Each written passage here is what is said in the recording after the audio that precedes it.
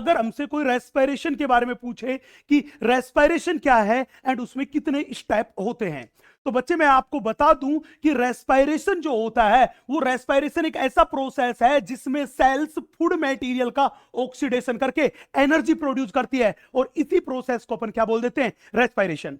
अब रेस्पिरेशन को देखें तो रेस्पिरेशन टोटल मिला के 5 स्टेप्स का प्रोसेस है। कितने स्टेप्स का प्रोसेस है?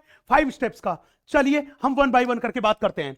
रेस्पिरेशन का सबसे पहला स्टेप जो है उसे बोलते हैं ब्रीथिंग और वेंटिलेशन। ध्यान रखना, रेस्पिरेशन अलग बात एंड ब्रीथिंग अलग बात। तो ब्रीथिंग रेस्पिरेशन का फर्स्ट स्टेप है जिसमें आउटर एनवायरमेंट एंड लंग्स के बीच गैसियस एक्सचेंज होता है, और ये गैसियस एक्सचेंज सिंपल डिफ्यूजन के थ्रू होता है, मतलब इसमें कोई एटीपी खर्च नहीं होता।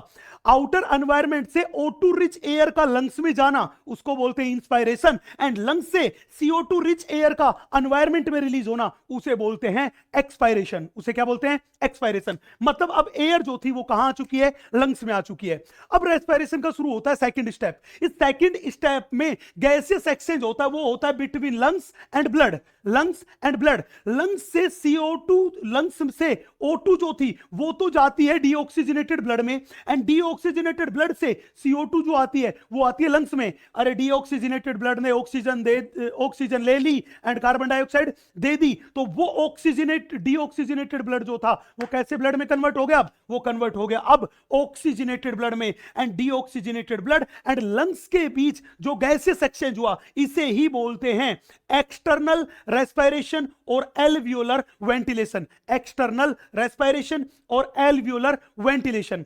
अब ये जो ब्लड था, ये ब्लड जो था, इस ब्लड में हीमोग्लोबिन से ऑक्सीजन जुड़ चुकी है, और ये ऑक्सीजनेटेड ब्लड अब बॉडी में पंप कर दिया जाता है। मतलब ये ब्लड जो था ये गैस का क्या करेगा? ट्रांसपोर्ट। तो जब ब्लड गैस का ट्रांसपोर्ट करता है तो ये रेस्पिरेशन का थर्ड स्टेप है। हमने बोला ऑक्सीजनेटेड ब्लड ने गैस का ट्रांसपोर्ट किया और बॉडी के टिश्यूज एंड ऑर्गन तक लेके जाएगा। अब ये ऑक्सीजनेटेड ब्लड ऑक्सीजन तो बॉडी के टिश्यू और सेल को देगा एंड कार्बन डाइऑक्साइड उनसे लेगा। तो हमने बोला गैसियस एक्सचेंज अब होगा, वो होगा ऑक्सीजनेटेड ब्लड एंड टिश्यूज और सेल्स के बीच, जहां से O2 जो थी वो तो ऑक्सीजनेटेड ब्लड से जाएगी टिश्यू में, एंड CO2 जो थी, जो वहां बनने वाली CO2 थी, और वो CO2 कहां आएगी? वहां आएगी ऑक्सीजनेटेड ब्लड में, और ये भी सिंपल डिफ्यूजन के थ्रू होगा, और इस प्रोसेस को ही बोलते हैं अपन इंटरनल रेस्पिरेशन। तो ध्यान रखना, जब लंग्स एंड डीऑक्सीजनेटेड ब्लड के बीच गैसियस एक्सचेंज हुआ उसे बोला था एक्सटर्नल रेस्पिरेशन और एल्वियोलर वेंटिलेशन, वो भी सिंपल डिफ्यूजन के थ्रू हुआ। एंड जब ऑक्सीजनेटेड ब्लड एंड टिश्यू के बीच गैसियस एक्सचेंज हुआ उसे बोला इंटरनल रेस्पिरेशन, वो भी सिंपल डिफ्यूजन के थ्रू हुआ। और इस तरह से ऑक्सीजन टिश्यू में जाएगी एंड फूड मटेरियल का ऑक्सीडेशन करके क्या प्रोड्यूस करेगी? एनर्जी प्रोड्यूस करेगी, एंड वहां पे CO2 भी प्रोड्यूस होती है जो कैसी होती है? हार्मफुल। और हमने बोला कि सेल्स में जाके ऑक्सीजन फूड मेटल का ऑक्सीडेशन करके एनर्जी प्रोड्यूस करती है। इसी को बोलते हैं रेस्पिरेशन का पांचवा एंड अंतिम step, that is cellular respiration. इस तरह से रेस्पिरेशन के टोटल कितने स्टेप हुए? 5 स्टेप हुए। अब सवाल था, सर अगर कोई हमसे पूछे कि आप हमें बताओ ह्यूमन बीइंग का जो रेस्पिरेटरी सिस्टम होता है उसके कितने पार्ट होते हैं? बेटा ह्यूमन बीइंग का जो रेस्पिरेटरी सिस्टम है उसके 2 पार्ट है। पहले पार्ट को बोलते हैं रेस्पिरेटरी ट्रैक एंड दूसरा होता है लंग्स।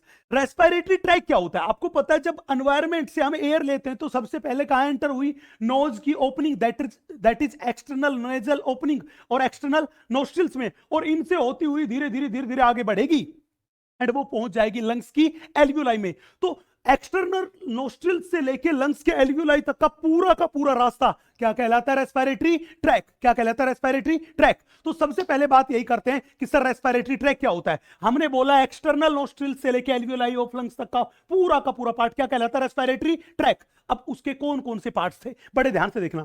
सबसे पहले आया external nostrils. External nostrils nose के एंटीरियर पार्ट में ओपन हुआ जिसे बोल दिया नेजल वेस्टिब्यूल। नेजल वेस्टिब्यूल नाक के पीछे वाले पार्ट में जिसको बोल दिया नेजल चैम्बर, और ये नेजल चैम्बर इंटरनल नोस्ट्रिल्स के हेल्प से जाके ओपन होता है होता है? फेरिंग्स में। और फेरिंग्स का वो पार्ट जहां पे नेजल पैसेज और नोज जाके ओपन होता है उसे बोलते हैं नेजो फेरिंग्स। बेटा फेरिंग्स वाला पार्ट ग्लोटिस के थ्रू जाके ओपन होता है, वो ओपन होता है किसमें? लैरिंग्स में। किसमें? लैरिंग्स में। लैरिंग्स आगे जाके ओपन होता है ट्रेकिया में। ट्रेकिया जो थी वो आगे जाके ब्रांचेस में डिवाइडेड होगी, जिनको बोल दिया प्राइमरी ब्रोंकाई। प्राइमरी ब्रोंकाई आगे जाके डिवाइड हुआ, बनाया सेकेंडरी ब्रोंकाई। सेकेंडरी ब्रोंकाई आगे जाके डिवाइड हुआ, बनाया टर्सरी ब्रोंकाई। टर्सरी ब्रोंकाई ने आगे जाके डिवाइड होकर बनाया इनिशियल ब्रोंकियोल। इनिशियल ब्रोंकियोल ने आगे जाके बनाया टर्मिनल ब्रोंकियोल्स।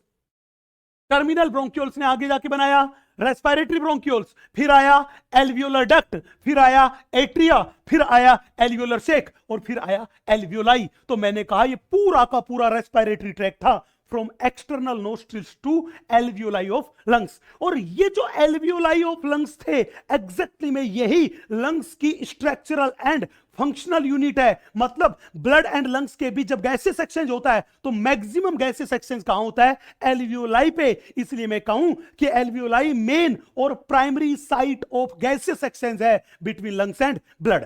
अब ये पूरा का पूरा रेस्पिरेटरी ट्रैक था, इसको हमने दो पार्ट में डिवाइड कर लिया। कितने पार्ट में डिवाइड कर दिया? दो पार्ट में। कौन से दो पार्ट थे? देखो बच्चे, इस एक्सटर्नल नोस्ट्रिल से लेके और टर्मिनल ब्रोंकियोल्स तक के पूरे पार्ट को हमने बोल दिया कंडक्शन जोन। कौन सा जोन बोल दिया?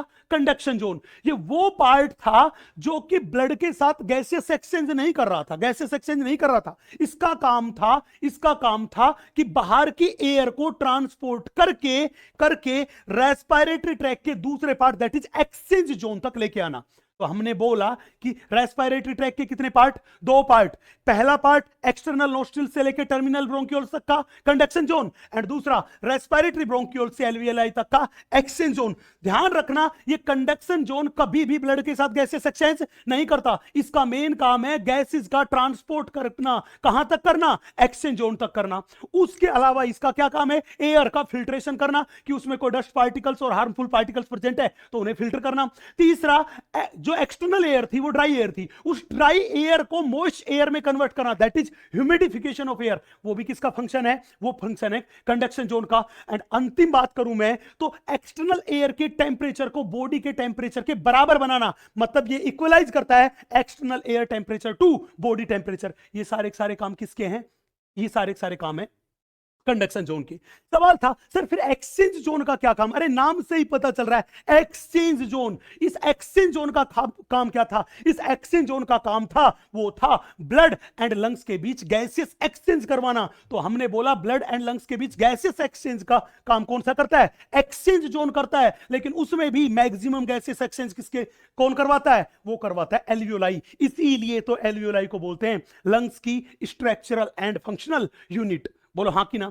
अब ध्यान रखना कि अगर हम इस कंडक्शन जोन के बारे में स्टडी करें तो कंडक्शन जोन में हमने ट्रेकिया से लेके इनिशियल ब्रोंकियोल तक स्टडी किया। तो क्या देखा? इस वाले पार्ट में सीलिया प्रेजेंट थे, मतलब सीलिएटेड एपिथेलियम है। यहां पे म्यूकस ग्लैंड प्रेजेंट थी, मतलब ग्लैंडुलर एपिथेलियम है। बोलो हाँ कि ना? उसके साथ साथ यहां पे इनकंप्लीट कार्टिलेजिनस रिंग थी। ये इनकंप्लीट कार्टिलेजिनस रिंग्स जो थी ये इंग्लिश के अल्फाबेट सी की शेप की थी एंड हाईलाइन कार्टिलेज की बनी हुई रिंग थी। ये एग्जैक्टली में इन्हें सपोर्ट प्रोवाइड कर रही थी, इन्हें कोलैप्स होने से बचाने का काम कर रही थी। लेकिन इस पूरे के पूरे कंडक्शन जोन को आप देखोगे तो पूरे के पूरे कंडक्शन जोन में इनकंप्लीट कार्टिलेजिनस रिंग प्रेजेंट नहीं होती। अरे कंडक्शन जोन का ही last part that is terminal bronchioles है। यहां ना तो सीलिया होते हैं, ना ही म्यूकस ग्लैंड होती है, एंड ना ही इनकंप्लीट कार्टिलेजिनस रिंग होती है। तो अगर कोई कहे कि ट्रेकिया से लेकर टर्मिनल ब्रोंकियोल्स तक cilia, mucus gland and incomplete cartilaginous ring present होती है तो आप कहोगे नहीं, एकदम गलत बात है, क्योंकि टर्मिनल ब्रोंकियोल्स वाले पार्ट में ना तो सीलिया होते हैं, ना म्यूकस ग्लैंड होती है, एंड ना ही इनकंप्लीट कार्टिलेजिनस रिंग होती है। सेम यही चीज जब हमने स्टडी किया एक्सचेंज जोन, तो यहां पे भी cilia completely absent, mucus gland completely absent, cartilaginous rings completely absent. यहां पर तो एपिथेलियम जो थी वो थी सिंपल स्क्वेमस एपिथेलियम। और याद करो टिश्यू में तुमने पढ़ा होगा कि सिंपल स्क्वेमस एपिथेलियम जो होती है उसमें फ्लैट सेल की एक बहुत पतली सी लेयर होती है जिसकी बाउंड्री होती है वो होती है इरेगुलर बाउंड्री।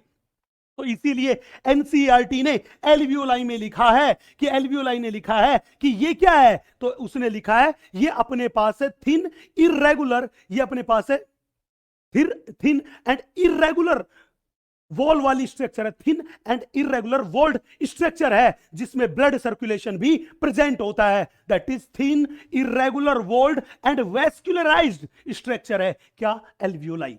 चले भैया अपन आगे, अब अपन थोड़ा सा आगे मूव करते हैं बच्चे। अब अपन बात करते हैं नेजल पैसेज, फेरिंग्स वगैरह के बारे में, बड़े ध्यान से देखिएगा बच्चे। ये कोई ह्यूमन बीइंग है, हमने बात किया इस ह्यूमन बीइंग का ये वाला जो पार्ट है ये इसकी बक्कल कैविटी है, बक्कल कैविटी के ऊपर वाला पार्ट है अपर लिप, और आपने क्या देखा कि अपर लिप के ऊपर ही नोज की वन पेयर ओपनिंग प्रेजेंट है जिन्हें बोलते हैं एक्सटर्नल नोस्ट्रिल्स। तो ह्यूमन बीइंग में एक्सटर्नल नोस्ट्रिल्स कहां प्रेजेंट है, अपर लिप के ऊपर। ये एक्सटर्नल नोस्ट्रिल्स जो होते हैं ये आगे जाके कंटिन्यू होते हैं, वो कंटिन्यू होते हैं नेजल पैसेज में, और नेजल पैसेज जो था वो इंटरनल नोस्ट्रिल्स के थ्रू जाके खुलता है फेरिंग्स में। आपको बता दूं इस फेरिंग्स को फूड एंड एयर का कॉमन पाथ बोला जाता है। क्यों, क्योंकि जब हम खाना खाते हैं तो वो भी फेरिंग्स से होके गुजरता है, और जब अपन ब्रीथ करते हैं तो एयर भी फेरिंग्स से होके गुजरती है, इसलिए फेरिंग्स को बोलते हैं common path for food and air. बोलो हाँ कि ना। अब ये फेरिंग्स वाला पार्ट था, इसमें दो ओपनिंग है, एक ओपनिंग तो है ग्लोटिस जो कि रेस्पिरेटरी ट्रैक की ओपनिंग है, दूसरी ओपनिंग है मेरे पास गैलेट जो कि फूड पाइप और मैं कहूं डाइजेस्टिव ट्रैक की ओपनिंग है। तो जब भी बोले अपने पास फेरिंग्स में कितनी ओपनिंग, दो, ग्लोटिस रेस्पिरेटरी ट्रैक की ओपनिंग, गैलेट फूड पाइप और मैं कहूं डाइजेस्टिव ट्रैक की ओपनिंग। गैलेट आगे जाके कंटिन्यू हुआ किसमें, इसोफेगस में, एंड ये ग्लोटिस आगे जाके खुला लैरिंग्स में। आपको बता दूं ये लैरिंग्स जो है इसी को अपन बोलते हैं साउंड बॉक्स और वॉइस बॉक्स, जो कि कार्टिलेजिनस स्ट्रक्चर है, मतलब कार्टिलेज से बनी हुई है। तो मैं ये कह दूं कि ग्लोटिस किसकी ओपनिंग है, ओपनिंग ऑफ लैरिंग्स क्या है, मेरे पास ग्लोटिस है। अब इस ग्लोटिस के ऊपर आपको ये ब्लू कलर की एक लीफ लाइक स्ट्रक्चर दिखाई दे रही होगी, एग्जैक्टली हम इसको बोलते हैं एपिग्लोटिस। एपिग्लोटिस एक इलास्टिक कार्टिलेजिनस स्ट्रक्चर है, दैट इज इलास्टिक कार्टिलेज की बनी हुई एक फ्लेक्सिबल स्ट्रक्चर है कि जब हम फूड मटेरियल को निगलते हैं तो फूड मटेरियल कहां से पास हुआ, पहले ग्लोटिस से, और उसके बाद कहां गया, गैलेट पे। तो जब फूड मटेरियल ग्लोटिस के ऊपर से गुजरता है तो ये एपिग्लोटिस इस ग्लोटिस को ढक लेता है ताकि फूड पार्टिकल रेस्पिरेटरी ट्रैक में एंटर नहीं हो पाए। तो जब भी पूछे कि एपिग्लोटिस क्या काम करता है तो आप कहोगे फूड को निगलते टाइम पे ग्लोटिस को ढक के फूड पार्टिकल्स की रेस्पिरेटरी ट्रैक में एंट्री को रोकने का काम करता है कौन, एपिग्लोटिस। अब ये एपिग्लोटिस किसको ढक रहा है, ग्लोटिस को। ग्लोटिस किसकी ओपनिंग है, लैरिंग्स की। लैरिंग्स को बोला साउंड बॉक्स जो कि वॉइस प्रोड्यूस करने का काम करता है, और हमें वॉइस प्रोड्यूस होती है बेटा वो एक्सपायरेशन के टाइम पे प्रोड्यूस होती है। कब होती है, एक्सपायरेशन के टाइम पे। अब ये जो लैरिंग्स था ये आगे जाके कंटिन्यू होता है, वो होता है ट्रेकिया में। किस में जाके कंटिन्यू होता है, आगे ट्रेकिया में। मतलब ये वाली स्ट्रक्चर है लैरिंग्स, तो यहां से शुरू हो गई ट्रेकिया। क्या हो गई, ट्रेकिया। अब ये ट्रेकिया जो है ये एक स्ट्रेट ट्यूब्यूल है जिसकी लंबाई है वो है 10 to 12 सेंटीमीटर। चलिए अपन डायग्राम के थ्रू देखते हैं, बड़े ध्यान से देखिए।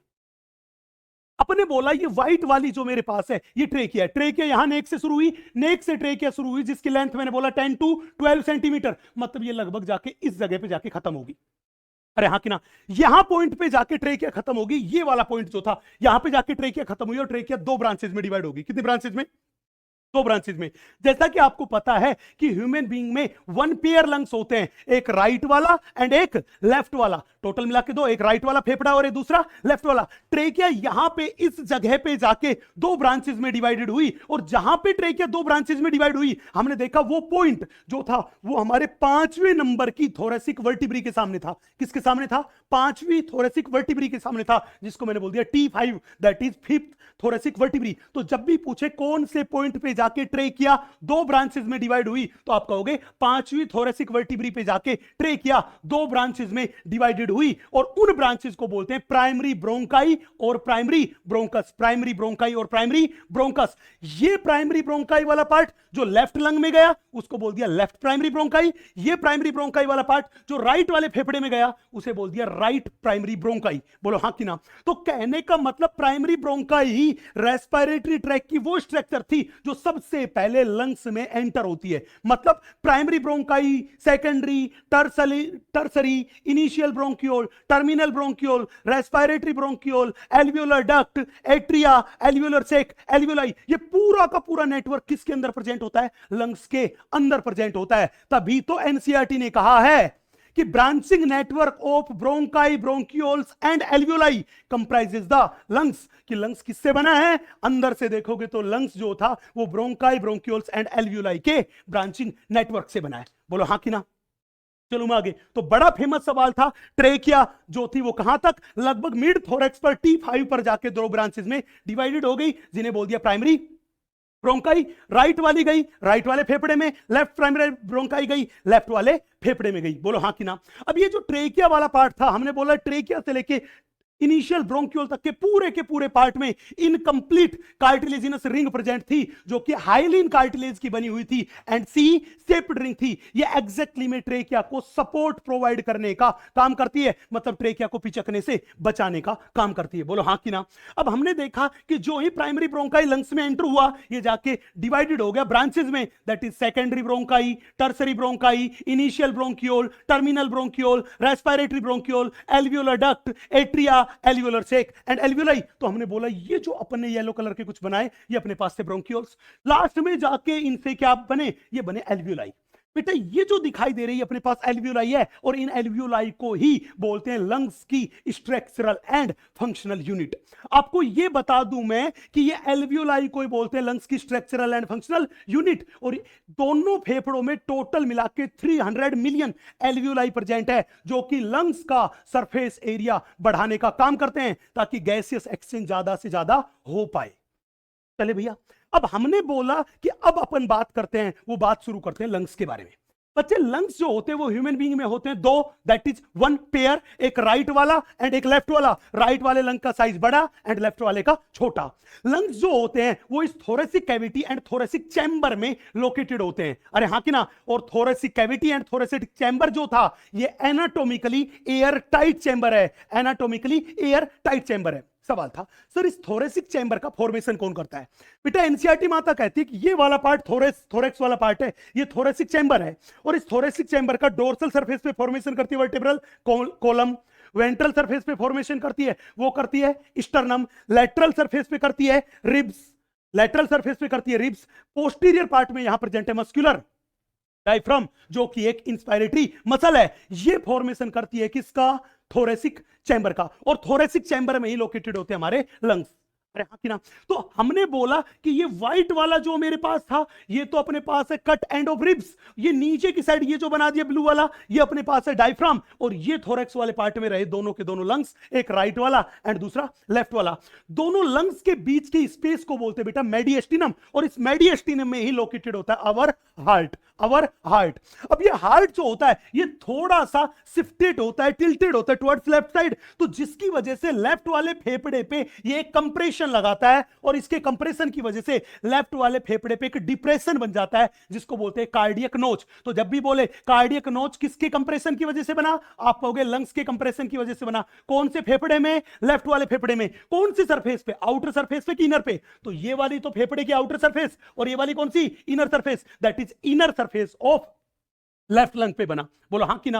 अब हमने क्या काम किया, एक फेफड़े को बाहर निकाला और स्टडी किया, तो क्या देखा कि फेफड़ा जो है वो थोरेसिक चैम्बर में है, और फेफड़े के around double layered covering present है, और उस डबल लेयर्ड कवरिंग को बोलते हैं प्लूरा और प्लूरल मेम्ब्रेन। तो each lung is enclosed bye double layered covering, जिसको बोला प्लूरा और प्लूरल मेम्ब्रेन, और इन प्लूरल मेम्ब्रेन के बीच के स्पेस को बोलते हैं प्लूरल कैविटी, जिसमें प्लूरल फ्लूइड भरा होता है। और ये प्लूरल फ्लूइड है, ये एक लुब्रिकेटिंग एजेंट है, जिसका काम है लंग्स की सरफेस पे फ्रिक्शन को रिड्यूस करना, फ्रिक्शन को कम करना। यही काम किसका था, यही काम था बेटा प्लूरल फ्लूइड का।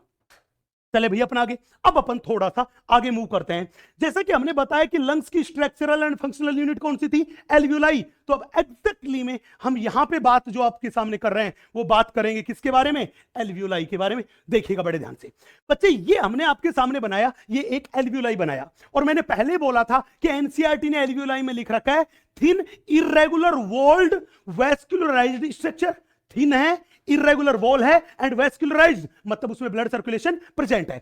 बच्चे एल्वियोलाई को देखें तो एल्वियोलाई की वॉल जो थी, इस वॉल में ये एपिथेलियम व्हाइट वाली दिखाई दे रही है, ये है सिंपल स्क्वेमस एपिथेलियम, और सिंपल स्क्वेमस एपिथेलियम है, इसलिए एल्वियोलाई की वॉल कैसी है, थिन एंड बाउंड्री कैसी है, इरेगुलर। बोलो हाँ कि ना। हमने क्या देखा, ये सिंपल स्क्वेमस एपिथेलियम है और ये रहा इसकी वॉल में, ये जो आपको पर्पल कलर की दिखाई दे रही, ये अपने पास है blood capillary, that is alveolar blood capillaries. और ये जो अपने रेड रेड बताया, ये ब्लड कैपिलरीज के अंदर का ब्लड जिसमें प्रेजेंट है आरबीसीज। हमने क्या देखा कि बाहर की एयर आएगी, वो कहां आएगी, इस एल्वियोलाई की कैविटी में आएगी, जिसको बोला एल्वियोलर कैविटी। अब ध्यान से सुनना, अगर एल्वियोलाई की वॉल में ये जो सिंपल स्क्वेमस एपिथेलियम थी, अगर इसको देखूं तो इस सिंपल स्क्वेमस एपिथेलियम वाले में मोस्टली सेल तो फ्लैट सेल्स है, जिन्हें बोलते हैं न्यूमोसाइट फर्स्ट। जिन्हें क्या बोलते हैं, न्यूमोसाइट फर्स्ट। और ये न्यूमोसाइट फर्स्ट जो है, ये फ्लैट सेल है, स्क्वेमस सेल है, ये गैसियस एक्सचेंज में हेल्प करती है। लेकिन इन फ्लैट सेल के बीच बीच में कुछ क्यूबोइडल सेल्स हमें दिखाई दी। उन क्यूबोइडल सेल्स की सरफेस पर माइक्रोविलाई भी क्या थे, प्रेजेंट। और ये क्यूबोइडल सेल जो है एग्जैक्टली में ये लेसिथिन फोस्फोलिपिड का सिक्रीशन करती है, और उस लेसिथिन फोस्फोलिपिड को क्या बोलते हैं, सरफेक्टेंट। वो सरफेक्टेंट क्या काम करता है, वो एल्वियोलाई की सरफेस पे प्रेजेंट एल्वियोलर फ्लूइड के सरफेस टेंशन को कम कर देता है, जिससे एल्वियोलाई पिचक नहीं पाता। तो सरफेक्टेंट एल्वियोलर फ्लूइड के सरफेस टेंशन को घटा के एल्वियोलाई को पिचकने से बचाता है, और इसका सिक्रीशन कौन करती है, न्यूमोसाइट सेकंड। अगली बात, हमने देखा कि इस एल्वियोलाई में कुछ ये येलो कलर की सेल्स दिखाई दे रही है। इन येलो कलर की सेल्स को बोलते हैं डस्ट सेल्स। कौन सी सेल्स बोलते हैं, डस्ट सेल्स। एग्जैक्टली में जब हम सांस लेते हैं, ब्रीथ लेते हैं, तो एयर के साथ डस्ट पार्टिकल्स के आने के चांस है। अब उन मोस्टली डस्ट पार्टिकल्स को तो जनरली कंडक्शन जोन रोक लेता है, लेकिन फिर भी अगर कोई डस्ट पार्टिकल यहां पे पहुंच जाता है, तो ये डस्ट सेल फेगोसाइटिक सेल है, ये डस्ट पार्टिकल को खाएगी एंड खा के क्या कर देगी, डिस्ट्रॉय कर देगी। बोलो हाँ कि ना। इतनी सी बात के बाद दोस्त हम शुरू करते हैं मेन कहानी।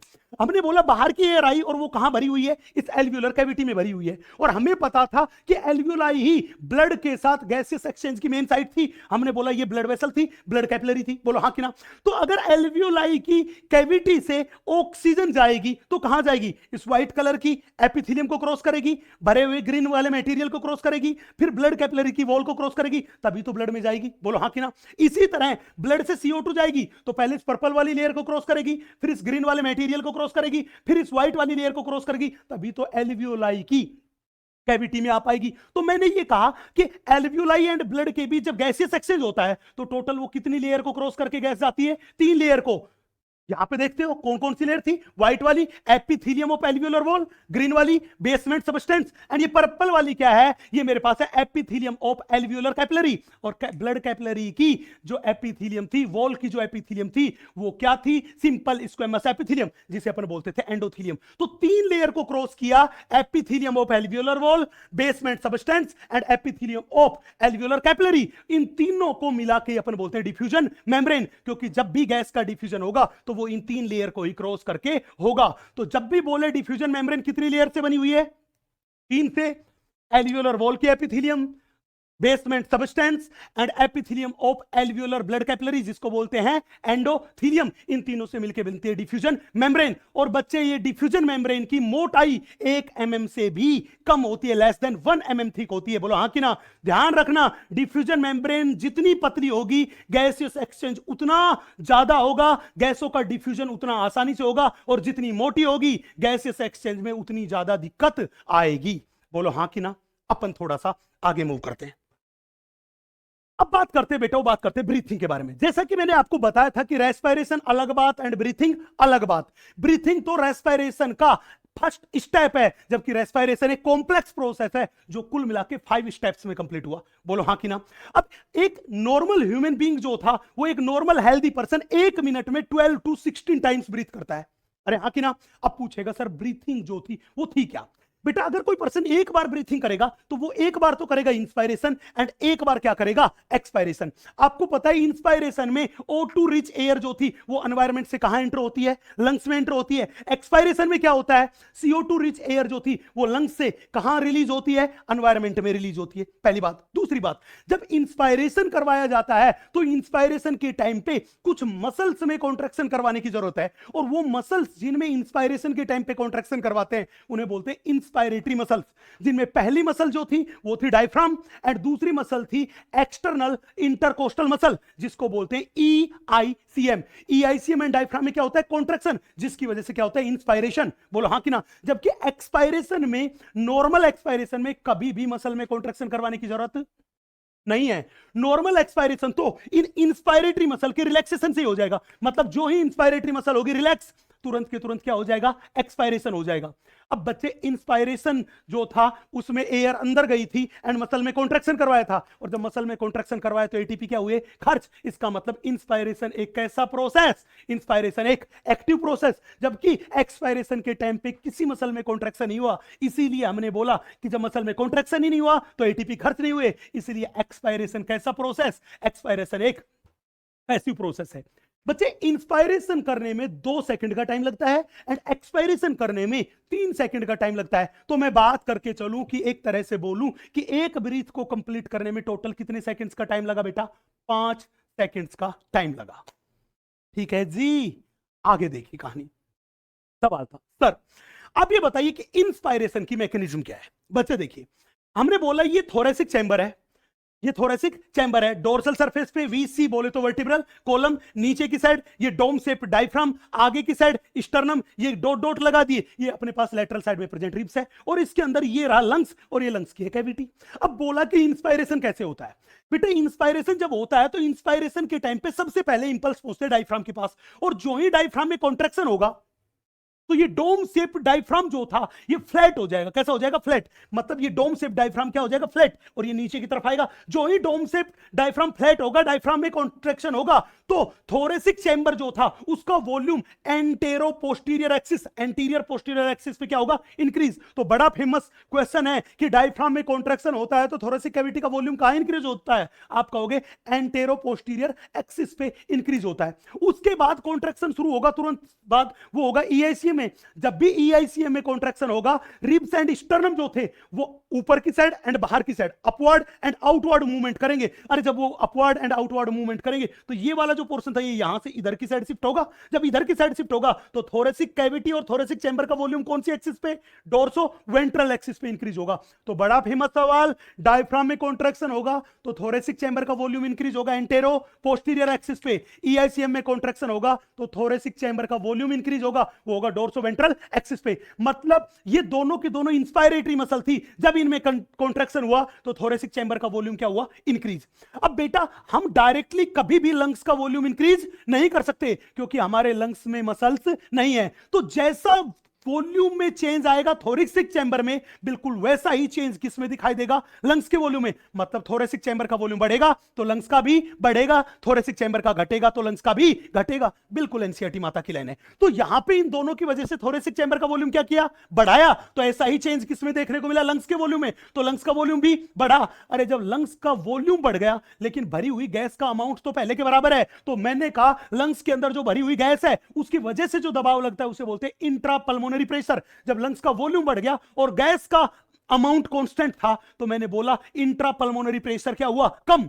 इंट्रापल्मोनरी प्रेशर क्या हुआ, कम। अब हमारे पास एटमॉस्फेरिक प्रेशर तो 760 mmHg है, लेकिन लंग्स के अंदर एयर का प्रेशर 760 mmHg से क्या हुआ, कम। मतलब यह हुआ कि intrapulmonary pressure is less than AP. AP का मतलब एटमॉस्फेरिक प्रेशर से क्या हो गया, कम। तो मैं कह दूं कि लंग्स के अंदर का प्रेशर जो है वो एनवायरमेंट के प्रेशर के कंपैरिजन में नेगेटिव प्रेशर है, और गैसेस कहां मूव करती है, हमेशा higher pressure to lower pressure. मतलब अब वो टाइम था जहां से एटमॉस्फेरिक एयर जो थी वो किसके अंदर डिफ्यूज होगी, लंग्स के अंदर डिफ्यूज होगी। तो उसी को अपन बोलते हैं इंस्पायरेशन। बेटा 1-2 साल पहले ये सवाल नीट में पूछा भी जा चुका है, ध्यान रखना। डायफ्राम एंड ईआईसीएम में कॉन्ट्रैक्शन की वजह से थोरेसिक कैविटी का वॉल्यूम बढ़ा। जैसा वॉल्यूम में चेंज आया थोरेसिक कैविटी में वैसा ही आया लंग्स में, उसकी वजह से इंट्रापल्मोनरी प्रेशर घटा। अब प्रेशर घट गया तो एटमॉस्फेरिक प्रेशर से क्या हो गया, कम। इसलिए एटमॉस्फेयर से एयर लंग्स में गई और इसे ही क्या कह दिया, इंस्पायरेशन। अब अपने पास एक्सपायरेशन बिल्कुल उल्टा था। मतलब जिन जिन मसल में कॉन्ट्रैक्शन करवाया था हम कह देंगे कि दोबारा तुम अपनी नॉर्मल पोजीशन पे चली जाओ। जब वो नॉर्मल पोजीशन पे जाएगी तो जितना वॉल्यूम थोरेसिक कैविटी का बढ़ा था वो हो जाएगा, घट जाएगा, और घट के हो जाएगा नॉर्मल। तो क्या चेंज आया, बड़े ध्यान से देखिएगा। हमने बोला एक्सपायरेशन में हमने क्या काम किया, जो डायफ्राम फ्लैट था इसको कहा कि तू दोबारा से रिलैक्स हो और कैसा हो जा, डोम शेप। तो इस डायफ्राम के कॉन्ट्रैक्शन की वजह से एंटेरो पोस्टीरियर एक्सिस पे वॉल्यूम बढ़ा था कि नहीं बढ़ा था थोरेसिक चैम्बर का। तो अब जो ही ये रिलैक्स होगा, रिलैक्स होते ही दोबारा ये कैसा हो जाएगा, डोम शेप। डोम शेप जैसे ही होगा, जैसे ऊपर की साइड जाएगा तो मैंने बोला थोरेसिक कैविटी का वॉल्यूम क्या हो जाएगा, डिक्रीज हो जाएगा। कौन सी एक्सिस पे, एंटेरो पोस्टीरियर एक्सिस पे, और वो पहले के जैसा नॉर्मल पोजीशन में पहुंच गया। बोलो हाँ कि ना। सेम इसी तरह जब इस EICM में रिलैक्सेशन होगा तो रिब्स एंड स्टर्नम जो थे वो नीचे की तरफ एंड अंदर की तरफ, नीचे की तरफ एंड अंदर की तरफ मूवमेंट करेंगे। जब मूवमेंट करेंगे तो जो वॉल्यूम थोरेसिक कैविटी का उन्होंने डोर्सो वेंट्रल एक्सिस पे बढ़ाया था वो घट जाएगा, और घट के क्या हो जाएगा, नॉर्मल। मैंने कहा कि इस टाइम पे किसी भी मसल में कॉन्ट्रैक्शन नहीं करवाया हमने, तो इंस्पायरेटरी मसल को जो ही रिलैक्स करवाया वॉल्यूम हो गया थोरेसिक कैविटी का कम। अरे जैसा चेंज थोरेसिक कैविटी का वॉल्यूम में आएगा बिल्कुल वैसा ही दिखाई देगा किसके वॉल्यूम में, लंग्स के वॉल्यूम में। थोरेसिक कैविटी का वॉल्यूम बढ़ा तो लंग्स का वॉल्यूम भी, थोरेसिक कैविटी का वॉल्यूम घटा तो लंग्स का वॉल्यूम भी घटा। अरे जब लंग्स का वॉल्यूम घटा तो अब कहानी हुई कि इंट्रापल्मोनरी प्रेशर क्या हो गया, इंक्रीज हो गया। क्यों? क्योंकि जब इंस्पायरेशन किया था तो बाहर की एयर लंग्स में चली गई थी, तो लंग्स के अंदर एयर का अमाउंट तो बढ़ गया, लेकिन हमने लंग्स का वॉल्यूम क्या कर दिया, कम, इसलिए इंट्रापल्मोनरी प्रेशर बढ़ गया। और अब हालत यह हो गया कि इंट्रापल्मोनरी प्रेशर की वैल्यू, आईपीपी की वैल्यू एटमॉस्फेरिक प्रेशर से क्या होगी, ज्यादा। एनवायरमेंट का 760 mmHg और लंग्स के अंदर का प्रेशर उससे ज्यादा, तो एयर कहां जाएगी, higher pressure to lower pressure. मतलब लंग्स के अंदर से एयर कहां जाने लगी, एनवायरमेंट में डिफ्यूज होने लगी, और इस प्रोसेस को बोलते हैं एक्सपायरेशन। क्या बोलते हैं, एक्सपायरेशन। तो ये बिल्कुल स्टेप बाय स्टेप हमने लिख दिया है, आपको ये अच्छे से याद रखना है। चले जी आगे, अब कहानी सुनिए थोड़ी सी आगे की। अब सवाल था सर गैसेस एक्सचेंज जो है वो गैसेस एक्सचेंज के बारे में बताइए। बेटा मैं आपको पहले ही बोल चुका हूं कि गैसेस एक्सचेंज की प्राइमरी साइट, वर्ड पे ध्यान देना, एनसीईआरटी की लाइन है, primary site of gases exchange किसको बोलते हैं, एल्वियोलाई को बोलते हैं। किसको बोलते हैं, एल्वियोलाई को बोलते हैं। ये एल्वियोलाई दोनों लंग्स में है, 300 मिलियन, जो कि लंग्स का सरफेस एरिया बढ़ाते हैं। जितना बड़ा सरफेस एरिया होगा गैसेस एक्सचेंज उतना ही क्या होगा, ज्यादा होगा। अब एल्वियोलाई में गैसेस एक्सचेंज हो रहा हो वो भी सिंपल डिफ्यूजन से होगा, चाहे ब्लड एंड टिश्यू के बीच हो रहा हो वो भी सिंपल डिफ्यूजन से होगा। और जो सिंपल डिफ्यूजन से हुआ तो वो एक कैसा प्रोसेस था, पैसिव प्रोसेस, जिसमें कोई एटीपी खर्च नहीं हुए। लेकिन दिक्कत ये थी कि अगर सिंपल डिफ्यूजन से गैसेस एक्सचेंज कराना है तो गैसेस कहां जाएगी, higher pressure to lower pressure. तो उसके लिए तो प्रेशर में डिफरेंस होना जरूरी है, और प्रेशर में जो डिफरेंस हुआ उसी को अपन बोलते हैं प्रेशर ग्रेडियंट। क्या बोलते हैं, प्रेशर ग्रेडियंट। तो हमने बोला गैसेस एक्सचेंज जो होता है वो सिंपल डिफ्यूजन के थ्रू होता है, और सिंपल डिफ्यूजन कराने के लिए प्रेशर में डिफरेंस होना चाहिए, दैट इज प्रेशर ग्रेडियंट। और गैसेस की कंसंट्रेशन में क्या होना चाहिए, डिफरेंस। बोलो हाँ कि ना। तो प्रेशर ग्रेडियंट और कंसंट्रेशन ग्रेडियंट जो है वो डेवलप होना चाहिए। बोलो हाँ कि ना। अब सवाल था सर गैसेस एक्सचेंज को अफेक्ट करने वाले फैक्टर्स कौन से हैं। बेटा मेनली 3 फैक्टर्स के बारे में बात करेंगे। एक तो सबसे पहले हमने बोला डिफ्यूजन मेम्ब्रेन की थिकनेस। मैंने बोला था जितनी पतली डिफ्यूजन मेम्ब्रेन होगी गैसेस एक्सचेंज उतना ज्यादा, अगर मोटाई बढ़ाओगे तो गैसेस एक्सचेंज भी घटेगा। दूसरा सोल्यूबिलिटी ऑफ गैसेस। बेटा जिन गैसेस की सोल्यूबिलिटी जितनी ज्यादा होगी उनका डिफ्यूजन उतना ही ज्यादा होगा, क्योंकि डिफ्यूजन कैपेसिटी जो होती है वो किसके डायरेक्टली प्रोपोर्शनल होती है, सोल्यूबिलिटी ऑफ गैस की होती है। तीसरा difference in partial pressure of gases. Difference in partial pressure of gases. बेटा किसी भी गैस के पार्शियल प्रेशर में जितना ज्यादा डिफरेंस होगा उन गैस की मूवमेंट उतनी ही ज्यादा होगी, डिफ्यूजन उतना ही ज्यादा होगा, गैसेस एक्सचेंज उतना ही ज्यादा होगा। अब हमारी एनसीईआरटी ने एक बड़ा प्यारा सा डेटा दिया। एनसीईआरटी क्या कहती है कि CO2 की सोल्यूबिलिटी जो है वो oxygen say about 20 to 25 times ज्यादा है। कार्बन डाइऑक्साइड की सोल्यूबिलिटी ऑक्सीजन से क्या है, 20 to 25 टाइम्स ज्यादा। इसका मतलब डिफ्यूजन रेट जो थी, डिफ्यूजन कैपेसिटी जो थी वो किसकी ज्यादा हुई, कार्बन डाइऑक्साइड की ज्यादा हुई एज कंपेयर टू ऑक्सीजन। मतलब थोड़े टाइम में ज्यादा अमाउंट में CO2 का डिफ्यूजन होगा। बोलो हाँ कि ना। अब सवाल था सर ये बात तो आपने बता दी, लेकिन ये तो बताओ कि आपने बोला गैसेज जो है वो गैसेज पार्शियल प्रेशर में डिफरेंस की वजह से जाती, कैसे, हायर पार्शियल प्रेशर से लोअर पार्शियल प्रेशर की दिशा में जाएगी, और जितना ज्यादा दोनों के बीच डिफरेंस होगा गैस के डिफ्यूज होने की कैपेबिलिटी भी उतनी ही ज्यादा होगी। बोलो हाँ कि ना। तो अब बताओ ना बॉडी में डिफरेंट डिफरेंट जगह पे पार्शियल प्रेशर ऑफ गैसेज कितना होता है, बड़े ध्यान से देखना बेटा। एनवायरमेंट में ऑक्सीजन का पार्शियल प्रेशर होता है वो होता है 159 mmHg, कार्बन डाइऑक्साइड का होता है 0.3 mmHg, लंग्स के एल्वियोलाई में ऑक्सीजन का होता है 104 104 mmHg, कार्बन डाइऑक्साइड का होता है 40 mmHg, डीऑक्सीजनेटेड ब्लड में ऑक्सीजन का 40 mmHg, कार्बन डाइऑक्साइड का 45 mmHg, ऑक्सीजनेटेड ब्लड में ऑक्सीजन का 95 mmHg, कार्बन डाइऑक्साइड का 40 mmHg, टिश्यू में ऑक्सीजन का 40 एंड कार्बन डाइऑक्साइड का 45। आप यहां देख रहे हैं डीऑक्सीजनेटेड ब्लड में एंड टिश्यू में ऑक्सीजन एंड कार्बन डाइऑक्साइड का पार्शियल प्रेशर सेम सेम है कि नहीं है। अब सवाल था हुआ क्या, गैस कहां जाएगी, higher partial pressure to lower partial pressure, यही तो गैस मूव करती है। मतलब एनवायरमेंट से ऑक्सीजन कहां जाएगी, एल्वियोलाई में जाएगी। CO2 कहां जाएगी, एल्वियोलाई से एनवायरमेंट में आएगी। बोलो हाँ कि ना। अब एल्वियोलाई में आया था डीऑक्सीजनेटेड ब्लड, यहां देखिए ऑक्सीजन हाइयर से लोअर की तरफ, मतलब एल्वियोलाई से कहां गई, डीऑक्सीजनेटेड ब्लड में, and carbon dioxide deoxygenated blood से कहां गई, एल्वियोलाई में। इसका मतलब डीऑक्सीजनेटेड ब्लड जो था उसने कार्बन डाइऑक्साइड तो दे दी एंड ऑक्सीजन ले ली। तो ये कैसे ब्लड में कन्वर्ट हो गया बेटा, ये कन्वर्ट हो गया ऑक्सीजनेटेड ब्लड में। और इस ऑक्सीजनेटेड ब्लड में अब ऑक्सीजन का पार्शियल प्रेशर होगा 95 एंड कार्बन डाइऑक्साइड का हो गया 40। अब ये जो मेरे पास ऑक्सीजनेटेड ब्लड था ये टिश्यू को ऑक्सीजन देता है एंड कार्बन डाइऑक्साइड लेता है, और जो ही ऑक्सीजनेटेड ब्लड ऑक्सीजन देगा टिश्यू को, कार्बन डाइऑक्साइड लेगा, तो ये कैसे ब्लड में कन्वर्ट हो जाएगा, ये डीऑक्सीजनेटेड ब्लड में कन्वर्ट हो जाएगा।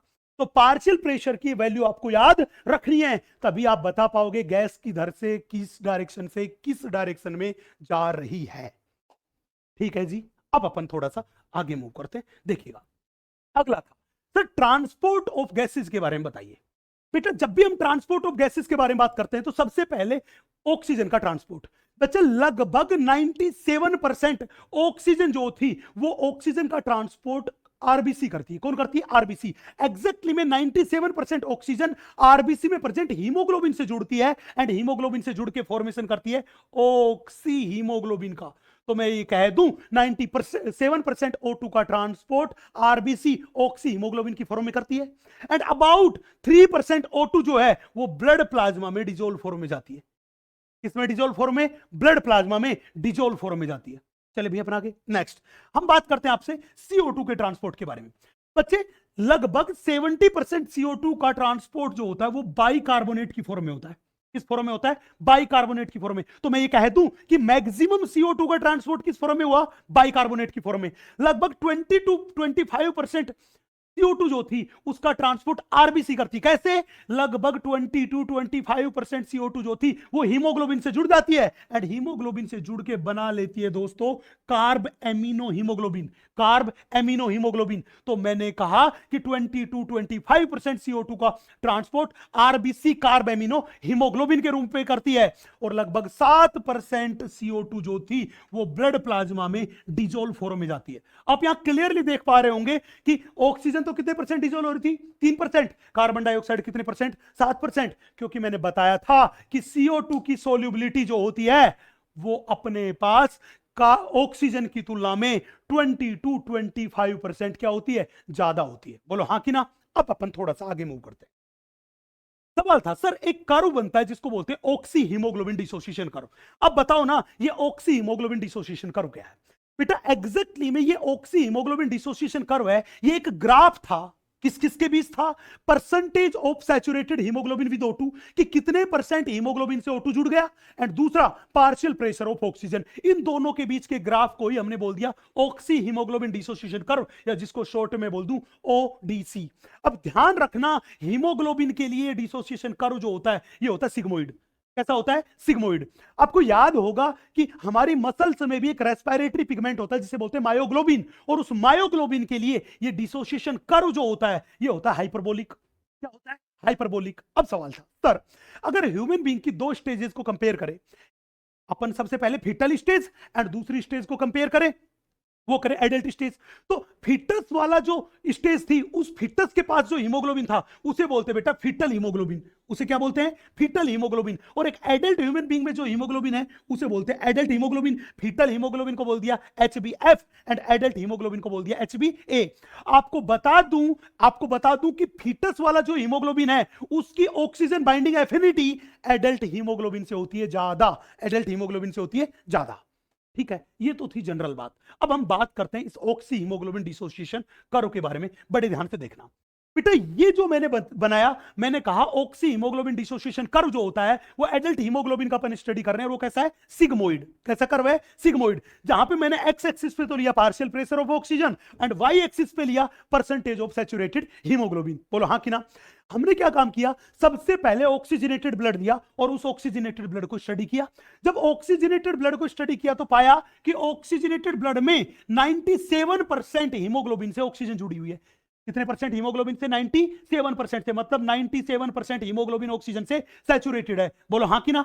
किसमें, ऑक्सीजनेटेड ब्लड में। और ऑक्सीजनेटेड ब्लड में ऑक्सीजन का पार्शियल प्रेशर कितना था, 95। तो मैं कह दूं जब 95 ऑक्सीजन का पार्शियल प्रेशर होता है तो 97% हीमोग्लोबिन से ऑक्सीजन जुड़ी होती है। हमने फिर क्या काम किया, डीऑक्सीजनेटेड ब्लड को देखा और डीऑक्सीजनेटेड ब्लड में 75% हीमोग्लोबिन के साथ क्या जुड़ी हुई थी, ऑक्सीजन जुड़ी हुई थी। हमने बोला कि डीऑक्सीजनेटेड ब्लड में ऑक्सीजन का पार्शियल प्रेशर कितना होता है, 40। कि जब ऑक्सीजन का पार्शियल प्रेशर 40 था तो भी 75% हीमोग्लोबिन से ऑक्सीजन जुड़ी हुई थी। इसका मतलब कि डीऑक्सीजनेटेड ब्लड में भी ऑक्सीजन प्रेजेंट होती है, 75% हीमोग्लोबिन से जुड़ी होती है। बोलो हाँ कि ना। अब दिमाग में कुराफात जागी। क्या जागी, कि यार जब पार्शियल प्रेशर 95 था तो 97% हीमोग्लोबिन से ऑक्सीजन जुड़ी हुई थी। जब 75% हीमोग्लोबिन से ऑक्सीजन जुड़ी हुई थी तो पार्शियल प्रेशर कितना था, 40। अब बताओ अगर 50% हीमोग्लोबिन से ऑक्सीजन जुड़े तो ऑक्सीजन का पार्शियल प्रेशर कितना चाहिए। तो बेटा ऑक्सीजन के पार्शियल प्रेशर की उस वैल्यू को अपन बोलते हैं P50। तो बड़ा फेमस सवाल है कि बताओ P50 का मतलब क्या है। तो मैं कह दूं P50 ऑक्सीजन का वो पार्शियल प्रेशर है जिसपे 50% हीमोग्लोबिन से क्या जुड़ी रहे, ऑक्सीजन। मतलब 50% हीमोग्लोबिन किससे सैचुरेटेड रहे, ऑक्सीजन से रहे। और इसकी वैल्यू जो होती है वो वैल्यू होती है 26.4 mmHg, जिसको अपन आइडियली कैलकुलेशन में काम में ले लेते हैं 30 mmHg। चले भैया, अब सवाल था कि ये देखें तो इधर वाली साइड कौन सी है, राइट साइड। इधर वाली साइड कौन सी है, लेफ्ट साइड। सवाल ये था कि बताओ कब तो ये कर्व राइट साइड में शिफ्ट होगा और कब लेफ्ट साइड में शिफ्ट होगा। बड़ा फेमस सवाल पूछा जाता है। तो ध्यान रखना, जब PaCO2 बढ़ेगा, PO2 घटेगा, pH घटेगा, टेम्परेचर बढ़ेगा, तो ये कर्व जो था ये किधर शिफ्ट होगा, ये कर्व शिफ्ट होगा राइट साइड में। किधर शिफ्ट होगा, राइट साइड में। लेकिन ध्यान रखना अगर P50 की वैल्यू बढ़ेगी तो भी कर्व किधर शिफ्ट होगा, राइट साइड में शिफ्ट होगा। अगर कहे कि ये कर्व लेफ्ट साइड में, मतलब ये इधर कब जाएगा, बोला लेफ्ट साइड में जाएगा जब PO2 क्या होगा, ज्यादा, PCO2 क्या होगा, कम, pH क्या होगा, ज्यादा, टेम्परेचर क्या होगा, कम। या मैं कहूं P50 की वैल्यू जो होगी वो क्या होगी, कम। तो ये कर्व किधर जाएगा, लेफ्ट साइड में जाएगा। तो ये याद रखना है किस कंडीशन में कर्व राइट में जाएगा एंड किस में, लेफ्ट में जाएगा, याद रखना है। चले जी अपन आगे अगला कंसेप्ट देखते हैं, बड़े ध्यान से देखिएगा। अगला कंसेप्ट था कि सर सीधी सीधी बात बताओ, एक 100 ml ऑक्सीजनेटेड ब्लड है वो कितनी ऑक्सीजन का ट्रांसपोर्ट कर सकता है। मैं कहूंगा 100 ml oxygenated blood 20 ml O2 का ट्रांसपोर्ट कर सकता है। मतलब अगर 100 ml blood oxygenated blood 20 ml oxygen लेके जाएगा तो ये नॉर्मल कंडीशन में टिश्यू को कितनी ऑक्सीजन देगा, 100 ml ब्लड नॉर्मल कंडीशन में 5 ml O2 टिश्यू को देता है, 5 ml O2 टिश्यू को देता है। एंड 100 ml डीऑक्सीजनेटेड ब्लड जो होता है वो 4 ml CO2 एल्वियोलाई में रिलीज करता है।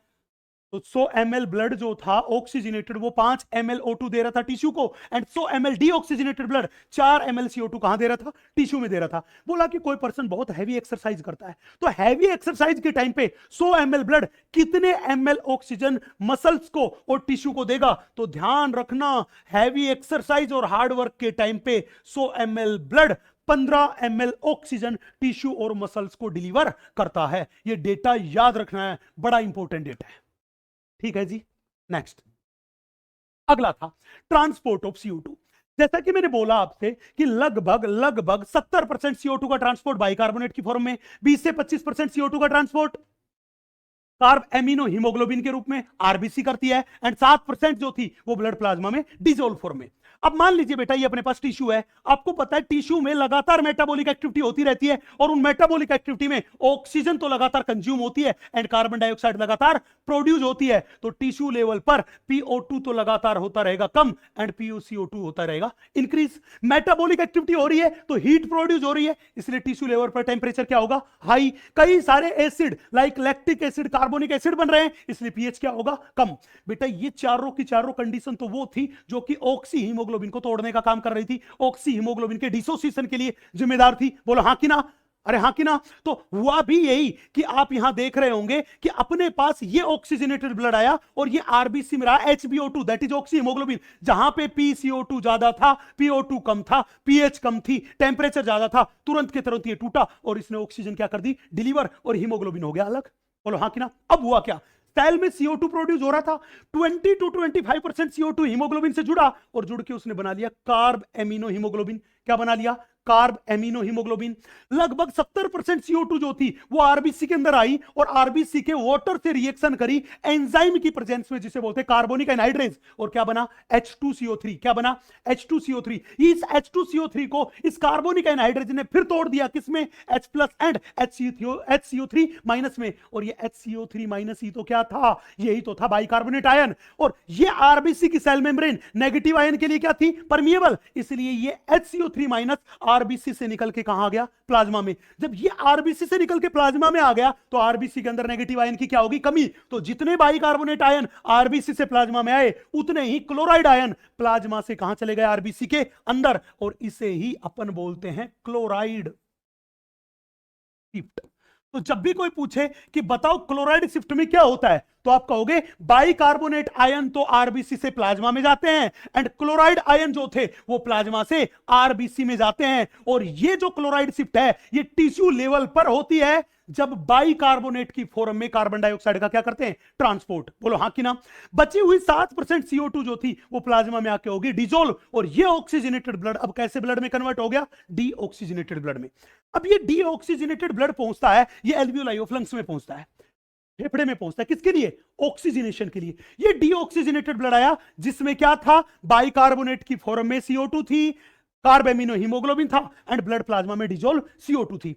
बेटा एल्वियोलाई में PO2 होता है ज्यादा, 95 mmHg, PCO2 होता है कम, 40, pH होता है ज्यादा एंड टेम्परेचर होता है कम। अरे PO2 ज्यादा, PCO2 कम, pH ज्यादा, टेम्परेचर कम, ये सारी कंडीशन वो थी जो कि हीमोग्लोबिन से ऑक्सीजन को जुड़वाने के लिए रेस्पॉन्सिबल है, मतलब ऑक्सी हीमोग्लोबिन के फॉर्मेशन के लिए रेस्पॉन्सिबल है। हुआ भी यही, जो ही ये डीऑक्सीजनेटेड यहां ब्लड पहुंचा तुरंत ये कार्ब एमिनो हीमोग्लोबिन था ये टूट गया, टूट के इसने 20 to 25% CO2 जो थी उसको एल्वियोलाई में रिलीज कर दिया, हीमोग्लोबिन हो गया अलग।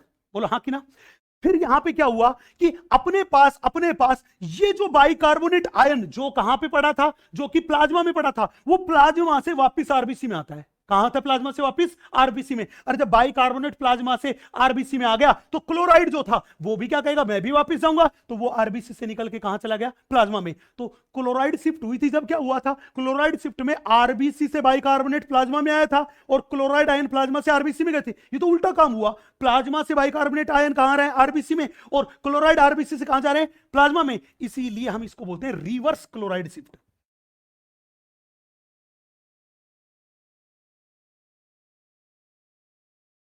इसीलिए इसको बोलते हैं रिवर्स क्लोराइड शिफ्ट। तो सवाल पूछेगा रिवर्स क्लोराइड शिफ्ट कहां पे होती है? आप कहोगे रिवर्स क्लोराइड शिफ्ट जो होती है वो एल्वियोलाई लेवल पे होती है। इसमें बाइकार्बोनेट आयन जो थे वो प्लाज्मा से आरबीसी में आते हैं एंड क्लोराइड जो है वो आरबीसी से प्लाज्मा में जाते हैं। जो ही बाइकार्बोनेट आए तुरंत की तुरंत H+ से जुड़े एंड इस कार्बोनिक एनहाइड्रेज एंजाइम ने बनाया H2CO3। फिर कार्बोनिक एनहाइड्रेज ने ही इस H2CO3 को तोड़ दिया H2O+ CO2, और जो ही CO2 बनी लगभग 70% CO2 कहां चली गई?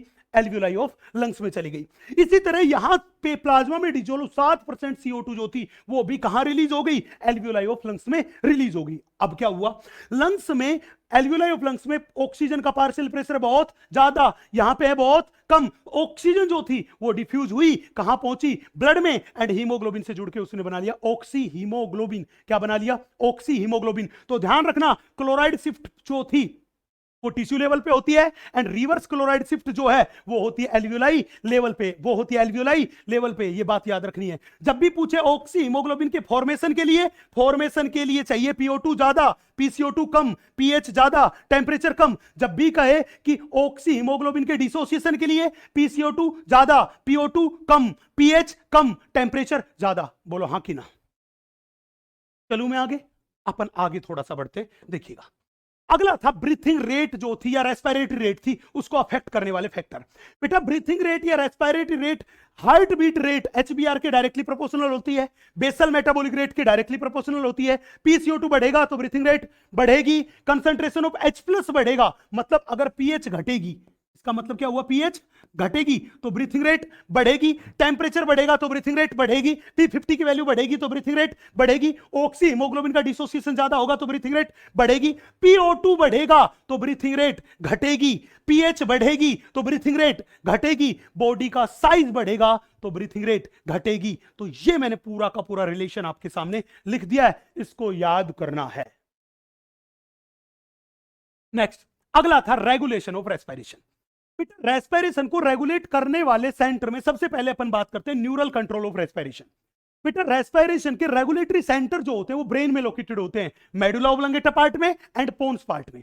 सबसे पहले हमने बोला मेडुला ओब्लंगेटा में। बेटा मेडुला ओब्लंगेटा की डोर्सल सरफेस पर न्यूरॉन का एक ग्रुप प्रेजेंट होता है जिसे बोलते हैं डोर्सल रेस्पिरेटरी ग्रुप या डीआरजी। वो डीआरजी को ही अपन बोलते हैं रिदम सेंटर, जो कि नॉर्मल रिदम ऑफ रेस्पिरेशन को मेंटेन करने का काम करता है, मेंटेन करने का काम करता है। कौन? Rhythm centre. इस रिदम सेंटर से कॉन्ट्रैक्शन के इंपल्स जाते हैं inspiratory muscle that is diaphragm and EICM के पास।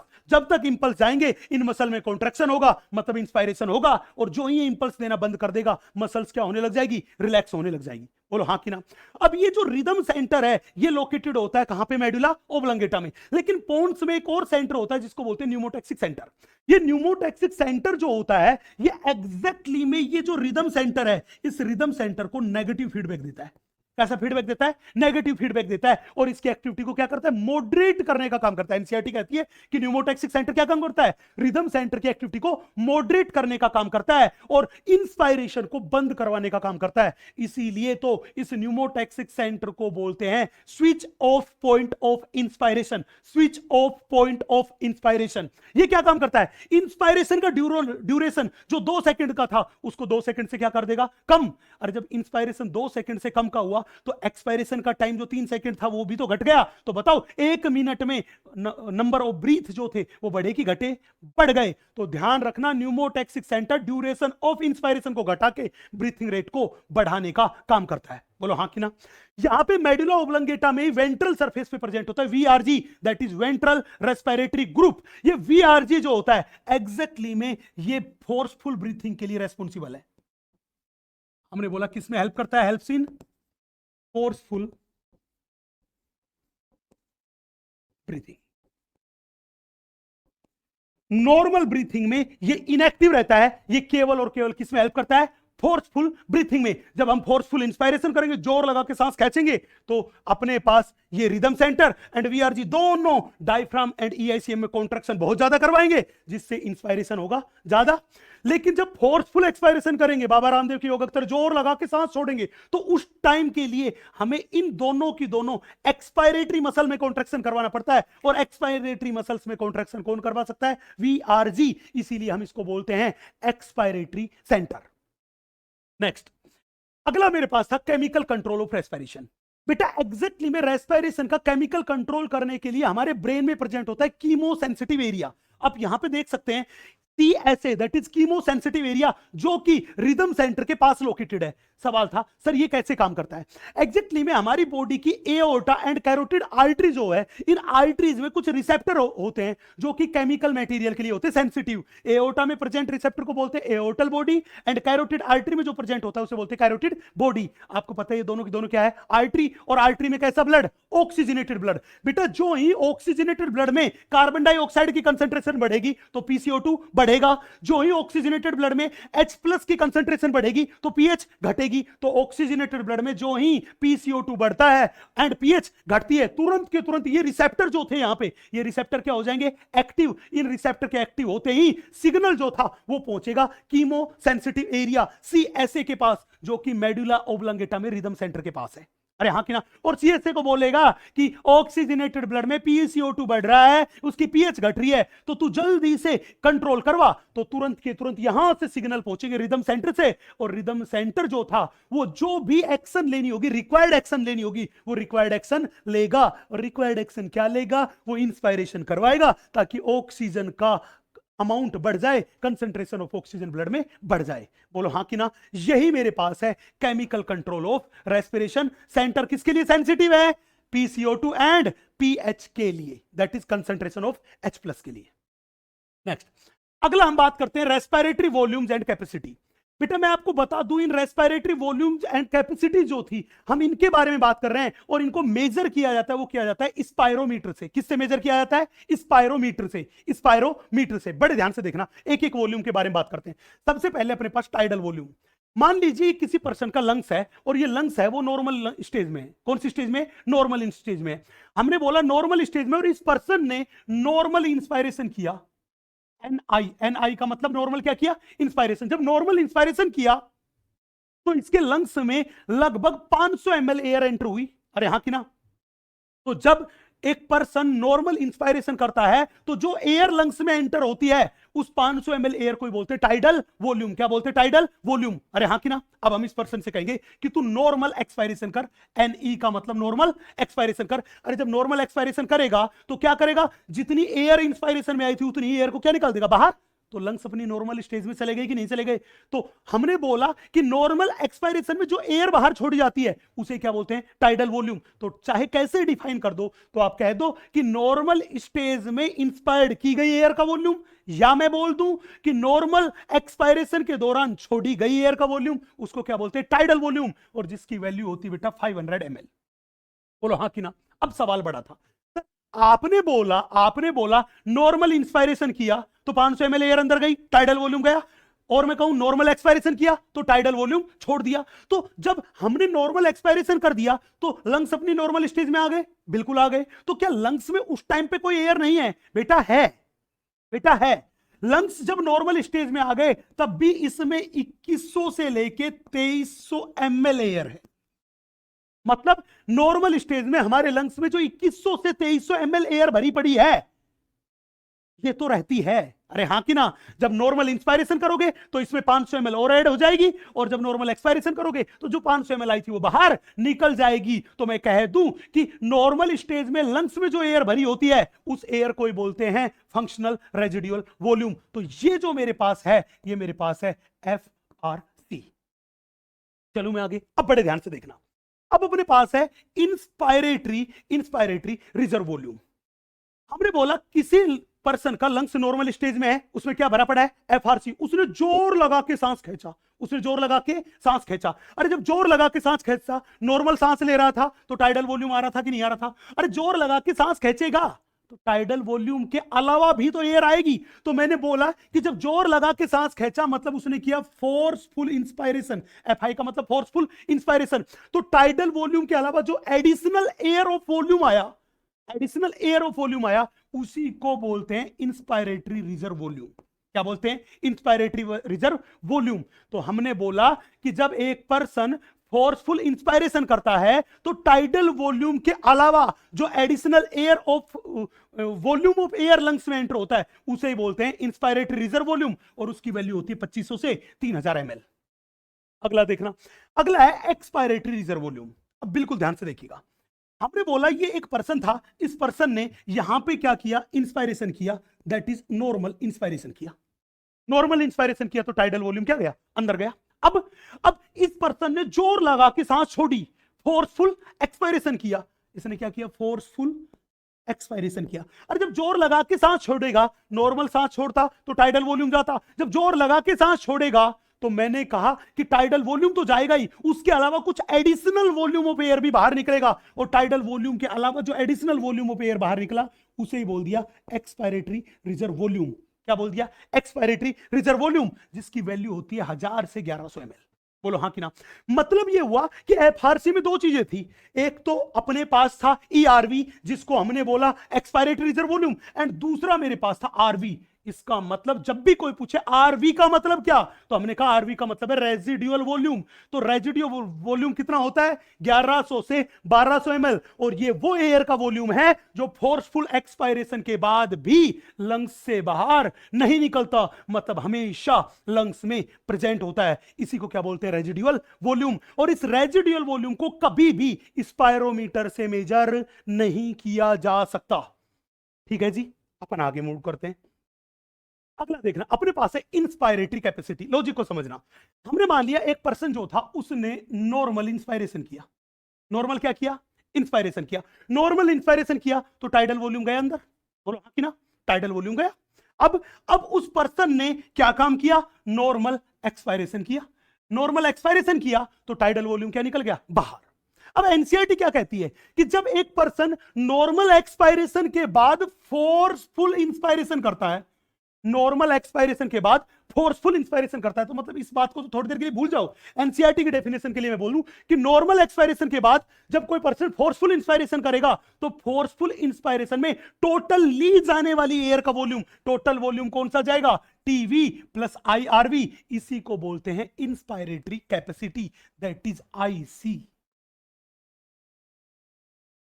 चले भैया, अगला पॉइंट है एक्सपायरेटरी कैपेसिटी। ये किसी पर्सन के नॉर्मल लंग्स है, इनमें क्या भरा हुआ है? एफआरसी। अरे हाँ कि ना? एफआरसी में कितनी चीजें? ERV plus RV. हमने बोला इस पर्सन ने नॉर्मल इंस्पायरेशन किया, नॉर्मल इंस्पायरेशन किया। जब एक पर्सन नॉर्मल इंस्पायरेशन के बाद फोर्सफुल एक्सपायरेशन करता है, क्या करता है बेटा? फोर्सफुल एक्सपायरेशन, मतलब जोर लगा के सांस छोड़ेगा।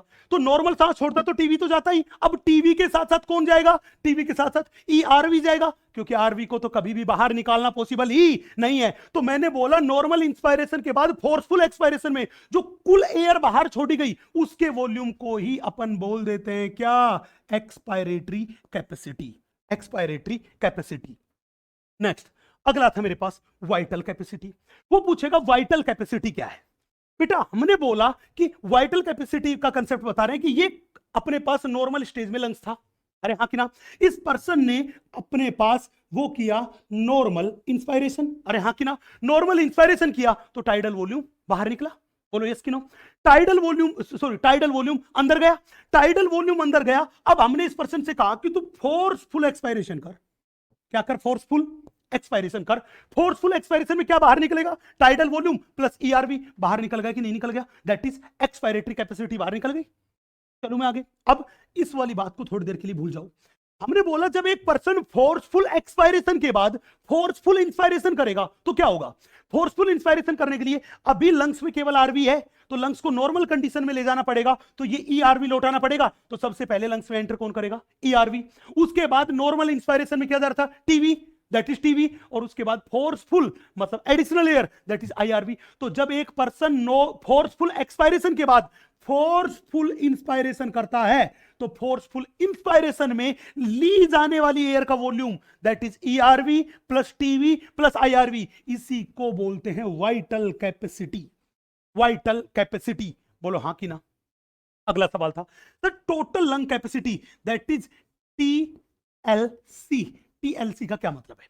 बेटा एक पर्सन ने फोर्सफुल इंस्पायरेशन कर लिया तो उसके लंग्स में टोटल कितनी एयर आ गई? फोर्सफुल इंस्पायरेशन कर लिया तो टोटल कितनी एयर आ गई? ERV plus RV, ERV plus RV plus TV plus IRV. तो एक पर्सन के लंग्स में टोटल कितनी एयर आ सकती है? उसे बोलते हैं total lung capacity, that is TLC. अरे हाँ कि ना? अब इन वॉल्यूम और कैपेसिटी में बात याद रखनी है, जिस भी वॉल्यूम एंड कैपेसिटी में रेजिडुअल वॉल्यूम का नाम आ गया उसको हम स्पायरोमीटर से मेजर नहीं कर सकते। तो ना तो रेजिडुअल वॉल्यूम को मेजर किया जा सकता, ना एफआरसी को मेजर किया जा सकता, ना टोटल लंग कैपेसिटी को स्पायरोमीटर से हम मेजर कर सकते हैं। और ये पूरी की पूरी कहानी मैंने इस ग्राफ के थ्रू आपको बताने की कोशिश की है, इस छोटे से लीनियर डायग्राम के थ्रू मैंने आपको बताने की कोशिश करी है।